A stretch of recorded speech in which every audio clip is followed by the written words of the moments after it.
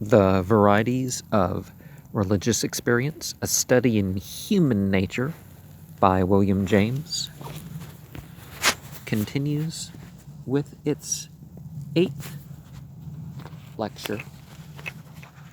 Well, we start its 8th lecture, and it's called The Divided Self and the Process of its Unification. The last lecture was a painful one, dealing as it did with evil as a pervasive element of the world we live in. At the close of it, we were brought into full view of the contrast between the two ways of looking at life, which are characteristic respectively of what we called the healthy-minded, who need to be born only once, and of the sick souls who must be twice born in order to be happy. Well, usually a lot more than twice, right? The result is two different conceptions of the universe, of our experience. In the religion of the once born, the world is a sort of rectangular or one-storied affair, whose accounts are kept in one denomination, whose parts have just the values which naturally they appear to have, and of which a simple algebraic sum of pluses and minuses will give the total worth. Happiness and the religion peace consist in living on the plus side of the count. Well, the religious peace, it says. In the religion of the twice-born, on the other hand, the world is double-storied mysteries. Peace cannot be reached by the simple addition of pluses and elimination of minuses from life. Natural good is not simply insufficient in amount and transient. There lurks a falsity in its very being. I don't know if that's universal to the twice-born thing, but cancelled as it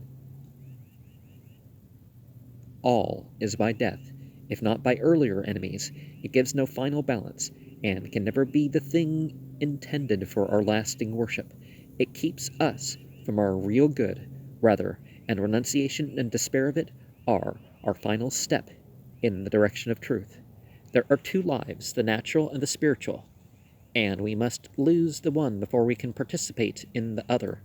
In their extreme forms of pure naturalism and pure salvationism, the two types are violently contrasted, though here, as in most other current classifications, the radical extremes are somewhat ideal abstractions, and the concrete human beings whom we oftenest meet are intermediate varieties and mixtures. Practically, however, you all recognize the difference.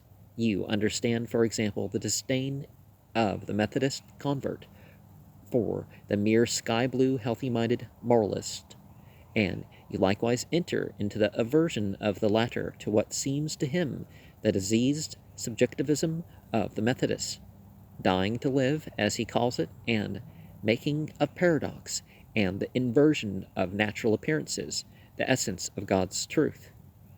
And while the illusion and delusion is actually generally attributed to the devil or demons or whatever you call those things,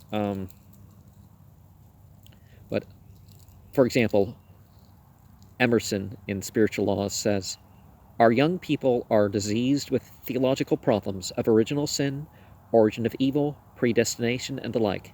These never presented a practical difficulty to any man, never darkened across any man's road, who did not go out of his way to seek them. These are the soul's mumps and measles and whooping coughs." Well, certain doctrines regarding that sort of stuff is the psychological basis of the twice-born character seems to be a certain discordancy or heterogeneity in the native temperament of the subject, an incomplete, unified, moral and intellectual constitution. Homo duplex, writes Alphonse Daudet. The first time that I had perceived that I was, too, was at the death of my brother Henry, when my father cried out so dramatically, "He is dead, he is dead," while my first self wept My second self thought, how truly given was that cry? How fine it would be at the theater. I was then 14 years old.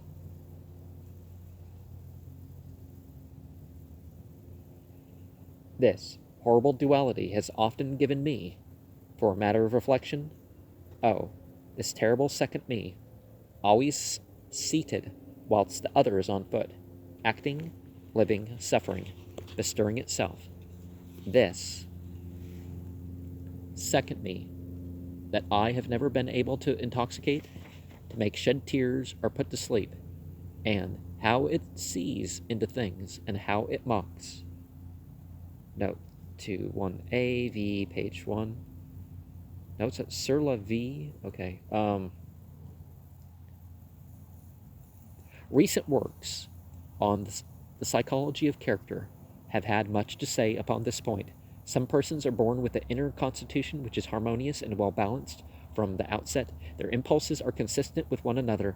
Their will follows without trouble the guidance of their intellect. Their passions are not excessive, and their lives are little haunted by regrets. Others are oppositely constituted, and are so in degrees which may vary from something so slight as to result in a merely odd or whimsical inconsistency to a discordancy of which the consequences may be inconvenient in the extreme. Of the more innocent kinds of heterogeneity, I find a good example in Mrs. Annie Besant's autobiography.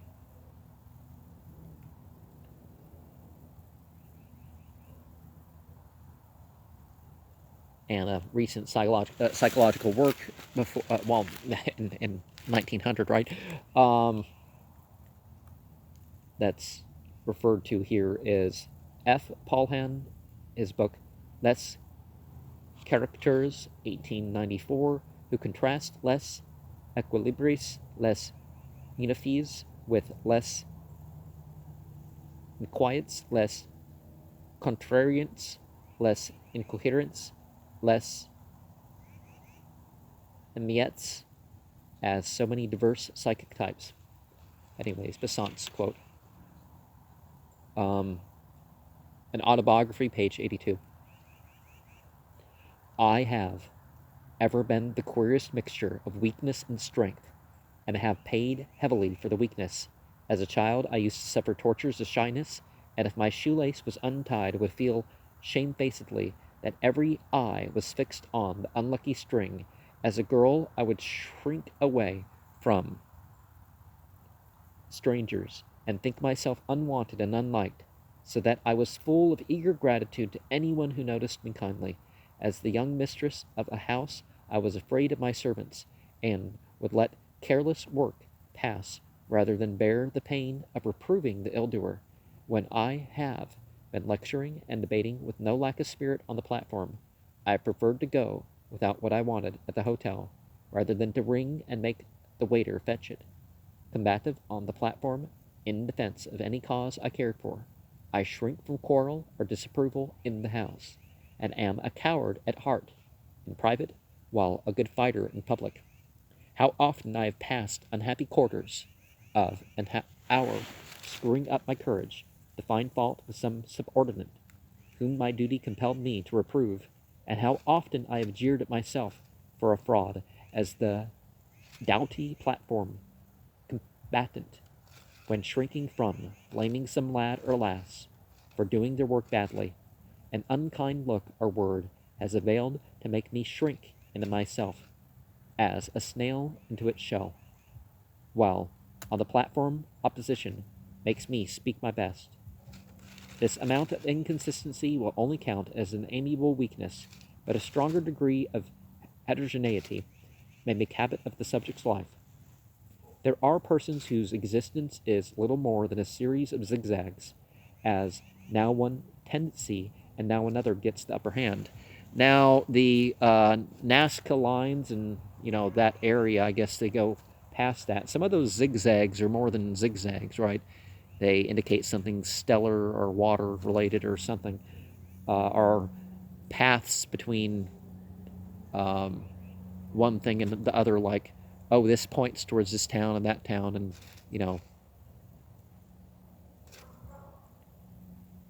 Their spirit wars with their flesh. They wish for incompatibles, wayward impulses, interrupt their most deliberate plans, and their lives are one long drama of repentance and of effort to repair misdemeanors and mistakes. Heterogeneous personality has been explained as the result of inheritance. The traits of character of incompatible and antagonistic ancestors are supposed to be preserved alongside of each other, says Smith Baker in A Journal of Nervous and Mental Diseases, September 1893. This explanation may pass for what it is worth.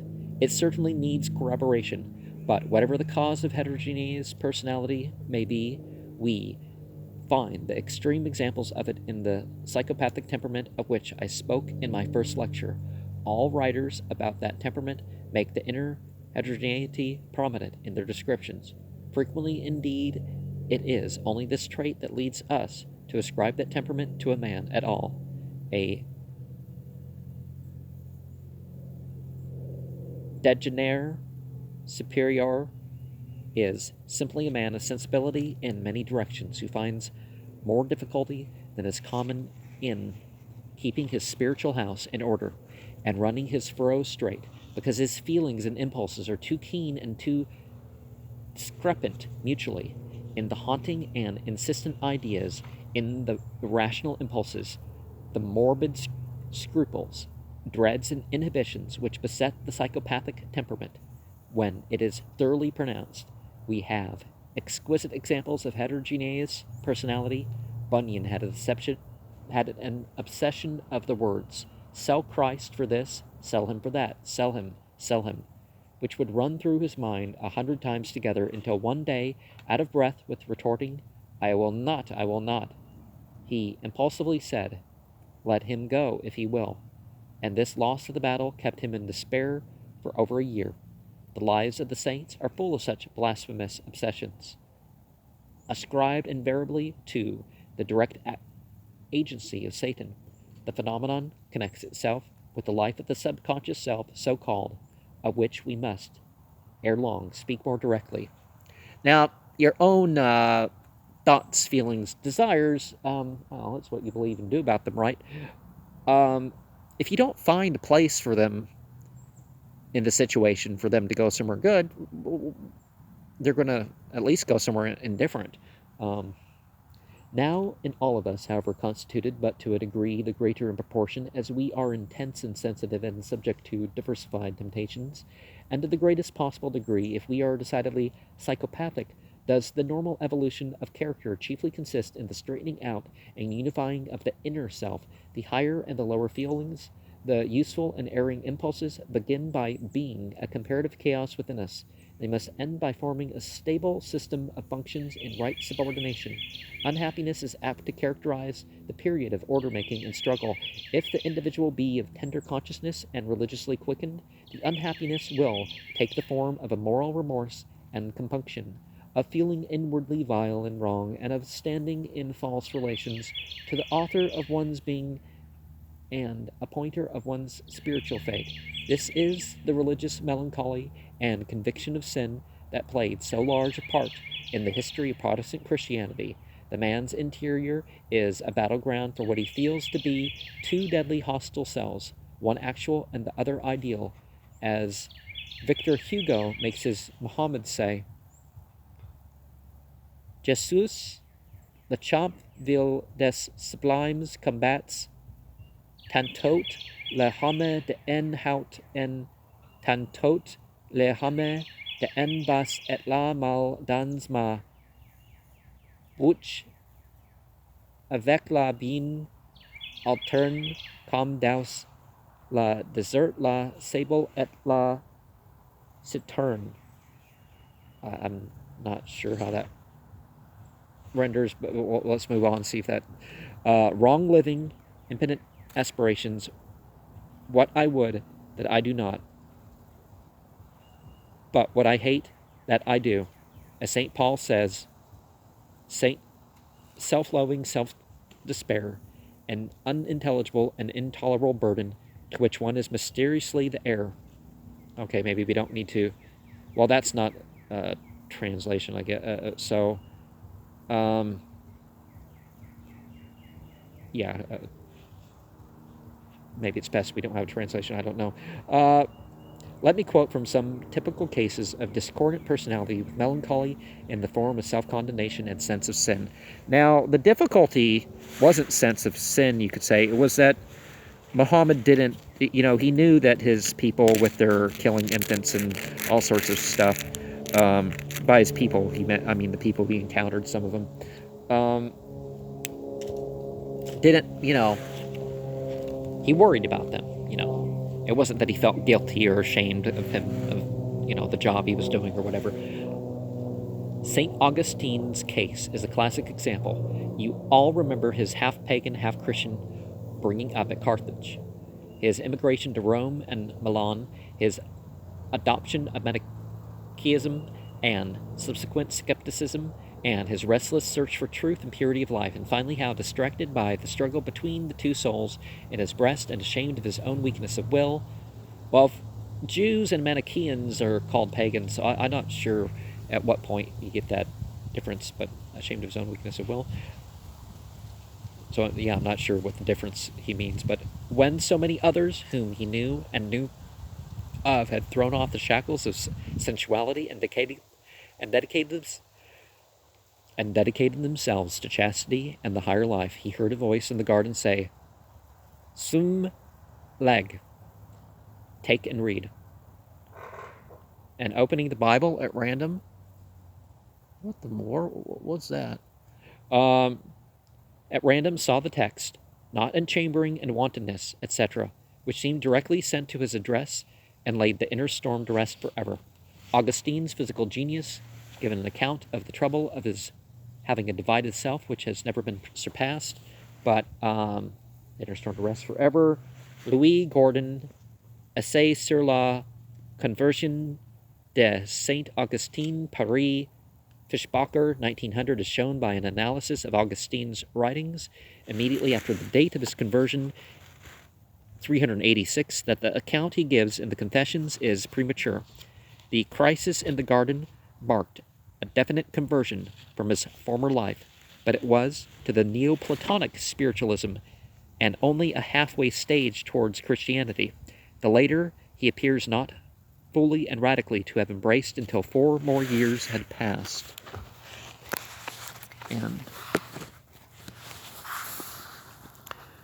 okay, we can start this anyways from Confessions, Book 8, chapters 5, 7, and 9, abridged. The new will, which I began to have, was not yet so strong enough to overcome that other will strengthened by the long indulgence. So these two wills, the one old, the other new, one carnal, the other spiritual, contended with each other and disturbed my soul. I understood by my own experience what I had read. Flesh lusteth against spirit, and spirit against flesh. It was myself indeed in both the wills, yet more myself in that which I approved of in myself than in that which I disapproved in myself. Yet it was through myself that habit had attained so fierce a mastery over me, because I had willingly come whither I willed not. Still bound to earth, I refused, O God, the fight on thy side, as much afraid to be freed from all bonds as I ought to have feared being trammeled by them. Thus the thoughts... Oh, I get stuck.